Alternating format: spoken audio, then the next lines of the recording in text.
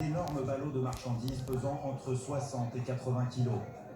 Elles seraient plus de 12 000 à faire ce métier. Certaines ont plus de 60 ans.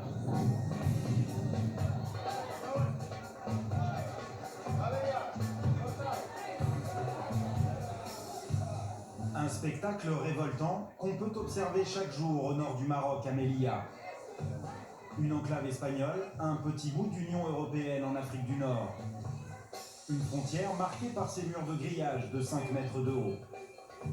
De l'autre côté, nous voici donc en Europe. Ce territoire d'à peine 14 km² est une plaque tournante du commerce nord-sud. Chaque jour, des cargos y déchargent des tonnes de marchandises. Dans ces entrepôts, des chaussures, des couvertures, des boîtes de conserve et même des pneus qui attendent d'être revendus en Afrique. Les commerçants viennent ici, côté espagnol, récupérer leurs marchandises. Aujourd'hui, ce sont des couvertures qui viennent de Chine. Ça, c'est de la bonne camelote, mon gars. Mais elles ne vont pas passer la frontière marocaine emballées dans leurs cartons. Les commerçants les déballent et les compactent pour en transporter le maximum à dos d'homme. Tout ça, c'est une histoire d'argent, car il y a une faille dans la législation marocaine. Les douaniers ne taxent que les marchandises qui entrent au Maroc par camion. À pied, c'est gratuit. Si on laissait ces couvertures dans des cartons comme celui-ci, les douaniers nous taxeraient. Alors qu'en petit ballot, ils ne regardent même pas la marchandise. Et si le transport est surtout effectué par des femmes, là encore, il y a une raison. Elles ne sont pas fouillées à la frontière par manque de femmes policiers. Mais aussi parce qu'elles sont considérées comme plus honnêtes que les hommes. Du coup, elles passent la frontière très rapidement, alors que les hommes, eux, sont systématiquement fouillés par la douane, qui recherche drogue, armes et alcool dans leurs ballots. Certaines porteuses profitent même de leur féminité pour faire passer de la marchandise interdite, comme celle-ci qui cache de l'alcool sous sa djellaba.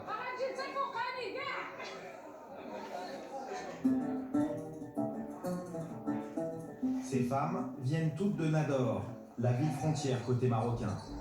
Ici, pas de touristes, pas d'industrie. Le chômage atteint des records. Ce métier épuisant, c'est leur seule source de revenus. Zoubida est l'une de ces femmes mulets. Elle est enceinte et n'a jamais cessé de travailler. Depuis peu, elle ressent des douleurs dans son bas-ventre. C'est la première fois qu'elle se rend chez un médecin. Depuis combien de temps tu es enceinte? Je ne sais pas exactement, mais je pense que ça doit faire près de 8 mois. Et avec 8 mois de grossesse, tu travailles encore? Oui, je travaille. Dis-moi, tu prends beaucoup sur ton dos? Entre 60 et 80 kilos. Zoubida a 37 ans, elle transporte des ballots depuis plus de 12 ans. Ah, effectivement, tu es bien enceinte de 8 mois. Elle accouche dans un mois et elle espère bien que sa grossesse ne l'empêchera pas de travailler. Elle court le risque d'avoir une hémorragie, ce qui provoquerait une fausse couche. Et dans son état, c'est très dangereux. Elle risque vraiment d'y laisser sa vie. Ce travail pour elle, c'est une question de survie. Alors le lendemain matin, du côté espagnol de la frontière, à Melilla, nous ne sommes pas surpris de retrouver Zoubida. Malgré les risques de fausse couche, elle est quand même venue travailler. Enceinte ou pas, Manar Slimi, il faut que tu regardes, mon frère. elle doit porter un ballot de 80 kilos. Je ne peux rien faire d'autre. Il n'y a pas de travail ici. Les commerçants, ils profitent de la pauvreté des gens comme nous. Si on n'était pas dans une telle misère, on pourrait trouver autre chose à faire que de porter ces paquets. C'est le départ, les employés des commerçants hissent sur le dos des femmes mulets leur fardeau.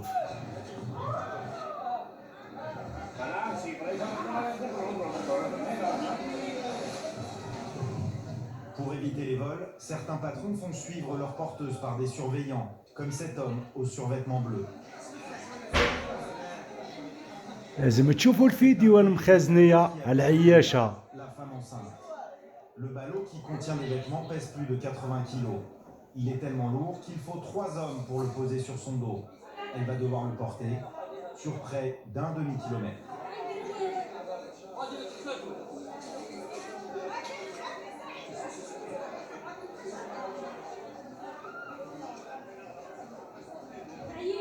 très mal au dos. C'est si lourd.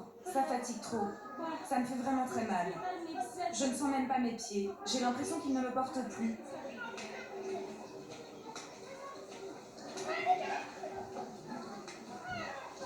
Après avoir parcouru 30 mètres, Zoubida s'arrête, épuisée.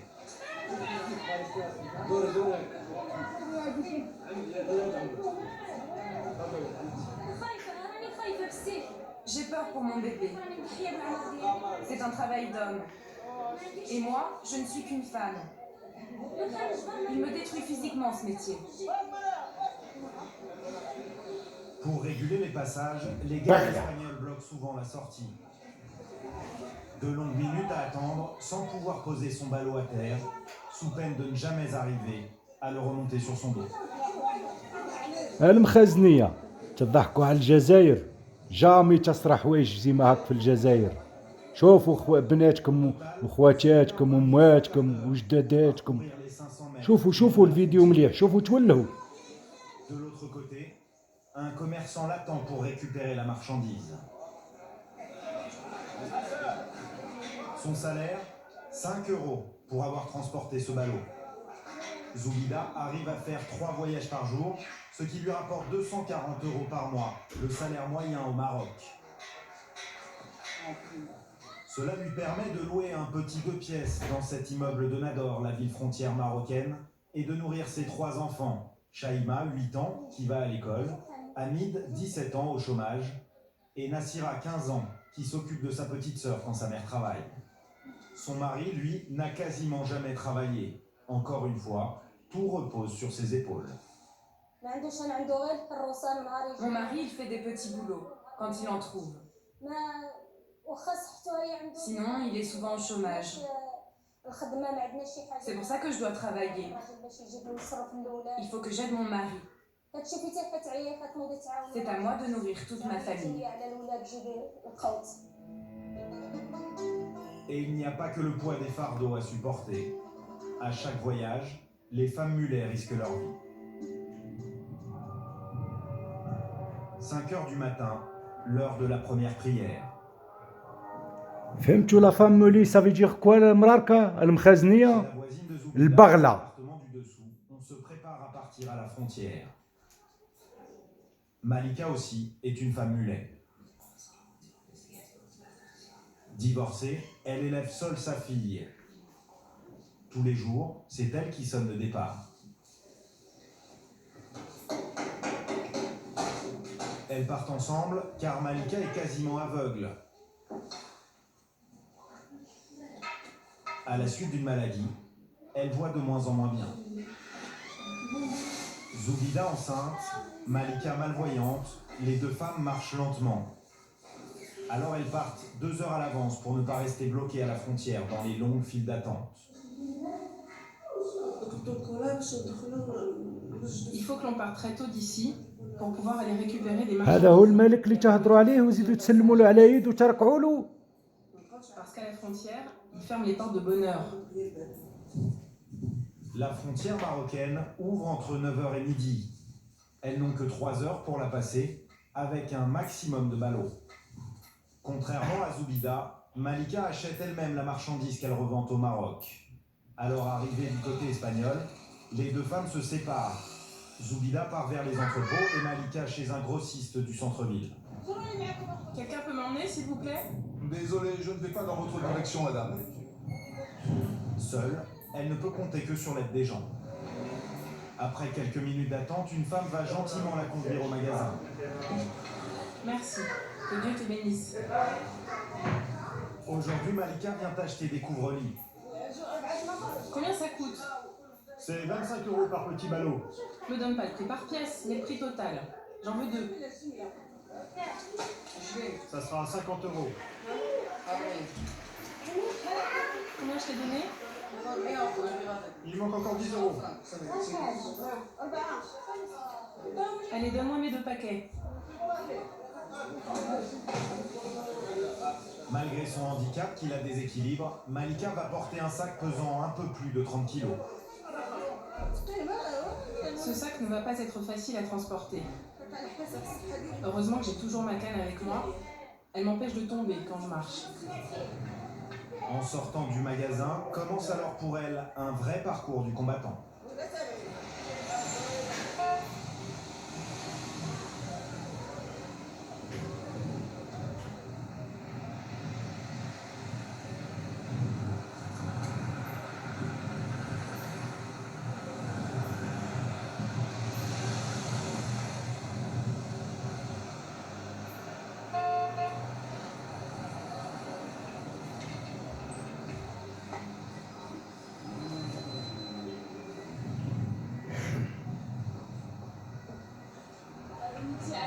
Vous êtes fatigué? J'en peux plus. Qu'est-ce qu'il y a? C'est mon cœur. Vous êtes malade? Oui, je suis stressée. Quand Malika arrive à la frontière, elle panique. Attends-moi! Attends-moi! Viens vite, dépêche-toi, dépêche-toi. Elle a mis trop de temps pour revenir du magasin et dans une demi-heure, les douaniers marocains vont fermer la frontière au transport de marchandises.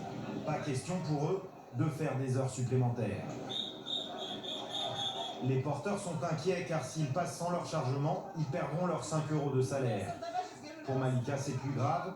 Elle ne veut pas perdre sa cargaison qu'elle a payée 50 €. Les porteurs commencent à s'énerver. On se pousse, on se bouscule. Dans cette cohue, un homme suffoque. Il a été écrasé contre la grille.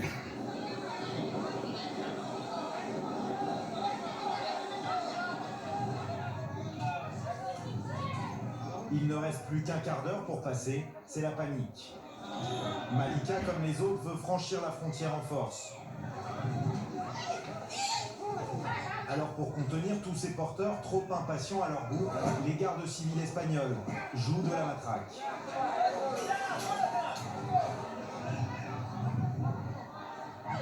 Je suis déjà tombée plusieurs fois et mes 2 genoux sont blessés. Les policiers espagnols m'ont frappée et j'ai encore les marques de leurs coups sur mon dos. Dans la cohue, les gens m'ont écrasé les pieds au point que maintenant j'ai du mal à marcher. Dites-moi ce que je peux faire contre ça.